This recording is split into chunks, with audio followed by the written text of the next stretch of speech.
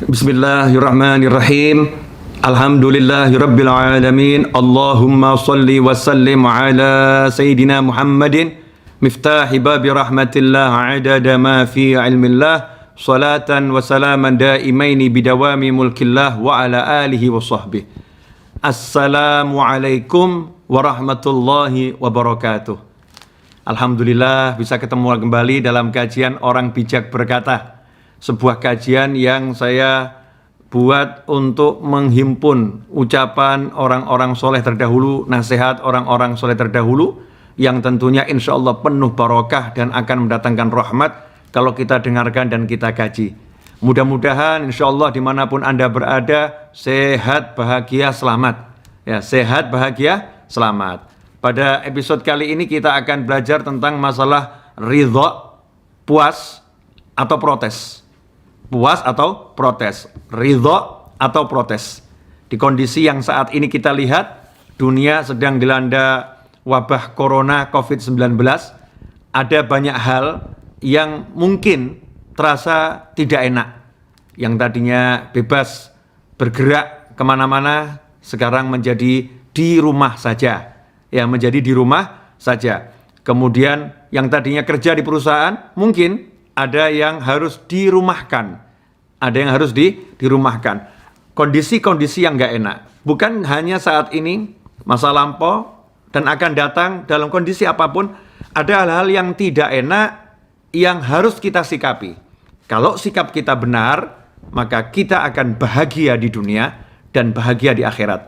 Kalau sikap kita salah, hati kita salah, maka kita susah dunia, susah akhirat. Na'udzubillah min dzalik. Makanya kita akan belajar nasihat yang pernah disampaikan oleh kakek saya almarhum Al-Habib Ahmad bin Abdurrahman Al-Idrus ketika saya masih SMA.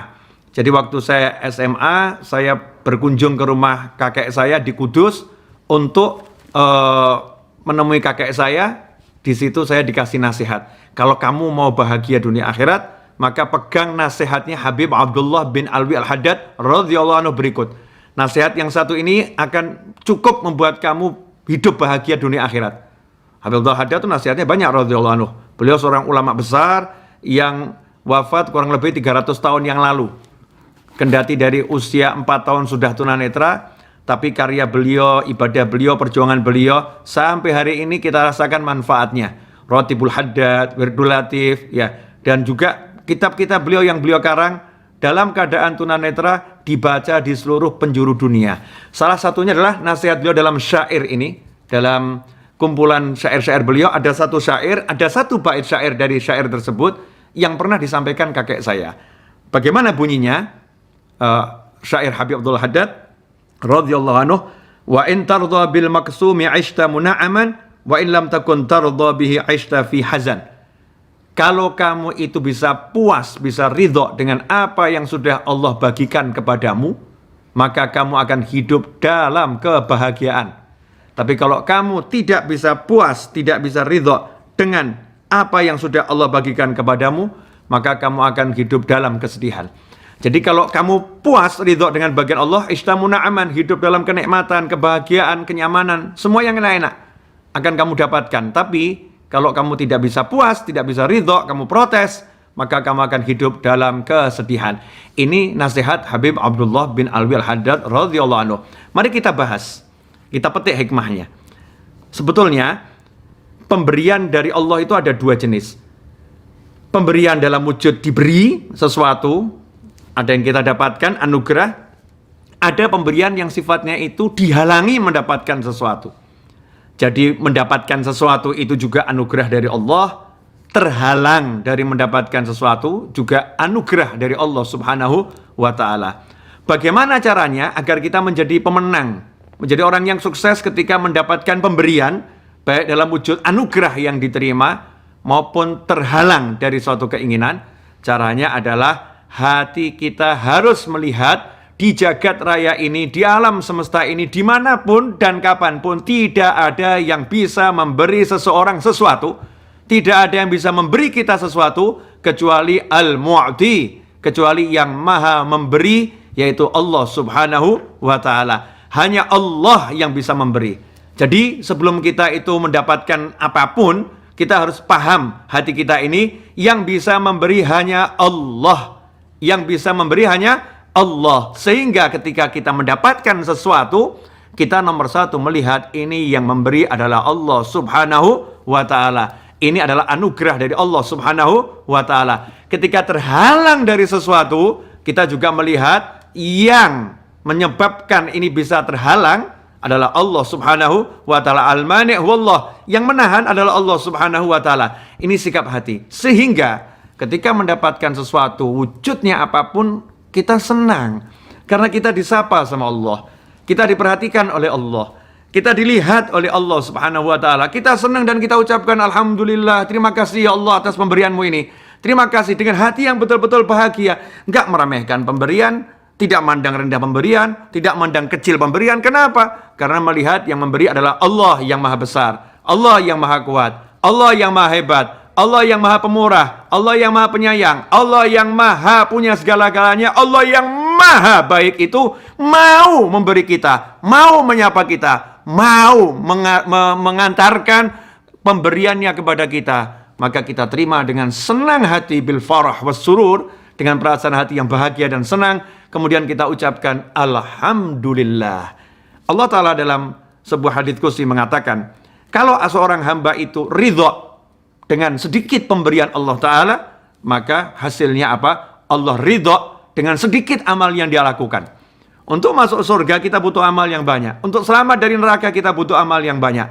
Untuk selamat dari siksa kubur kita butuh amal yang banyak. Tetapi Allah menjanjikan kalau kita dikasih Allah apapun, kita terima dengan senang dan terima kasih pada Allah, maka sedikit amal kita akan dihargai besar oleh Allah subhanahu wa ta'ala. Allah senang dengan kita karena kita menghargai Allah.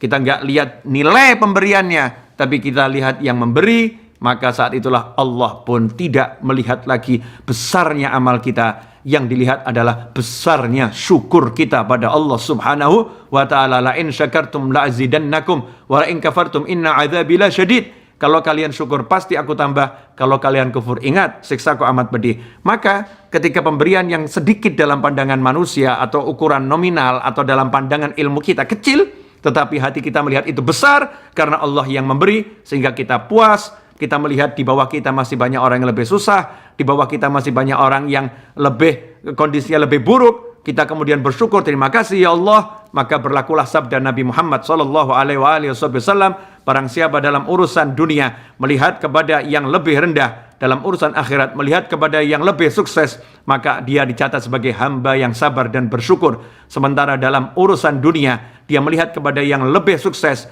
sementara dalam urusan akhirat melihat kepada yang lebih rendah, maka dia tidak akan pernah dicatat sebagai hamba yang bersabar dan bersyukur. Ikhwani rahimakumullah. Maka apapun kondisinya, bagaimanapun keadaannya, lihatlah Allah yang memberi. Kalau udah melihat Allah yang memberi, maka kita akan ridho, kita akan puas, kita akan senang, dan kita akan hidup dalam penuh kenikmatan. Sebaliknya, naudzubillah min dzalik, kalau kita nggak melihat Allahnya, kita lihat nominalnya, kemudian kita bandingkan dengan yang dimiliki orang lain yang lebih sukses, orang lain yang lebih hebat, orang lain yang lebih kaya, orang lain yang lebih mapan, kemudian kita merasa, kenapa aku seperti ini? Kenapa aku begini? Kita merasa tidak bisa syukur, kita melihat ini kecil, kita nggak sukses, kita terpuruk, kita tertindas, ya kita dalam keadaan yang nggak baik, orang lain lebih ini, orang lain lebih itu, nggak pernah kita akan bahagia. Sebelum disiksa di neraka, sudah tersiksa di dunia, tidak bisa merasakan kebahagiaan, karena manusia yang seperti itu, yang nggak bisa melihat Allah subhanahu wa ta'ala, yang tertutup, terhijab, berapapun yang dia miliki, tidak akan pernah membuat dia puas, karena dia selalu membandingkan dengan milik orang lain. Dia melihat makhluk, dia nggak melihat khalik. Dia melihat ciptaan, dia nggak melihat penciptanya, yaitu Allah subhanahu wa ta'ala. Inilah cerdasnya orang-orang soleh. Orang-orang soleh hatinya selalu melihat kepada Allah subhanahu wa ta'ala. Hatinya melirik Allah subhanahu wa ta'ala. Sehingga karunia apapun yang datang kepadanya, selalu Allah yang dilihat. Karena itulah Allah mengingatkan kepada hamba-hambanya yang soleh.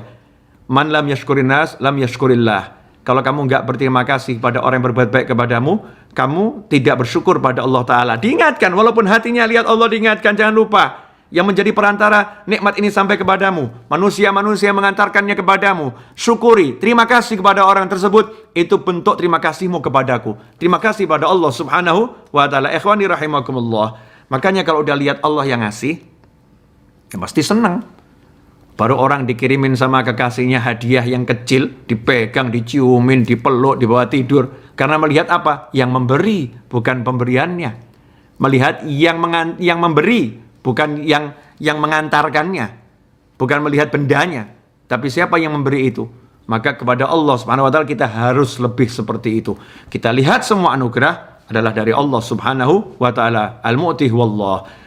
Wa in tarda bil maqsumi ishtamu na'aman wa ilam takun tardu bihi aishta fi hazan.